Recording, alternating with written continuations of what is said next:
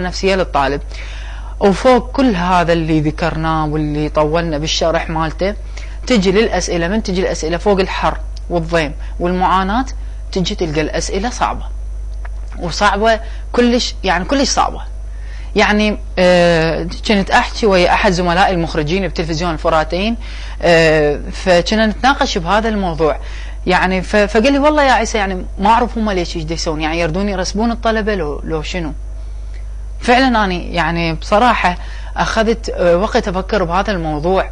يعني وزارة التربية أو وزارة التعليم العالي والبحث العلمي من تجيب هيك أسئلة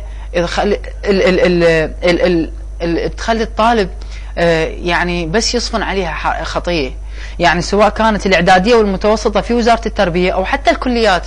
يعني الكليات في وزارة التعليم والبحث، وزارة التعليم العالي والبحث العلمي. يعني أنا عندي مشاركة من بعض الأصدقاء اللي هم طلبة كلية صفوف منتهية ومنهم الطبية، يعني قالوا الأسئلة حتى بها أخطاء، يعني مو بس صعبة، أوكي خليها صعبة ما يخالف، بس حتى بها أخطاء، يعني الأسئلة بها غلط. يعني من نجي نحلها تحتار شلون تحلها، لأنه مواد ما مارة عليك. وإحدى الزميلات قالت يعني هم ذول اللي وضعوا الأسئلة نفسهم حاولوا يحلوها قبل لا ينطوها للطالب العراقي. زين ليش؟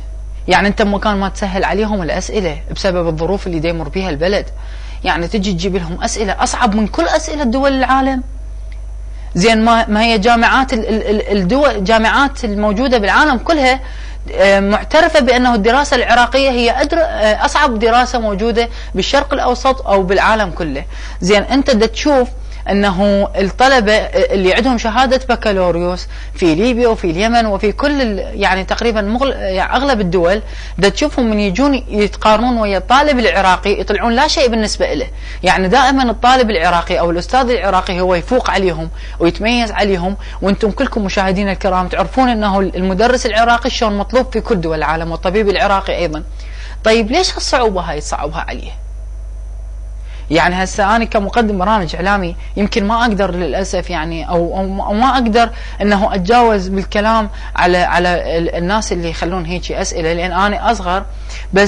بس يا أخي، يعني أنت شنو مكان ما ترحم ولد بلدك تجي تعذبهم هذا العذاب؟ يعني هي برز عضلات مثلا، يعني تبرز عضلاتك على الطلبة. عموما الكلام يطول، خلي ناخذ هذا التقرير اللي أعده الزميل غياث الجادر حول هذا الموضوع حتى يصير عندنا صورة أكمل وأوفى وأوسع على موضوع الامتحانات النهائية والصفوف المنتهية، خصوصا في مدينة الحلة. ورا ما أخذ هذا التقرير حتى أرجع وأكمل وياكم موضوع حلقتنا لهذا اليوم. ابقوا وياي.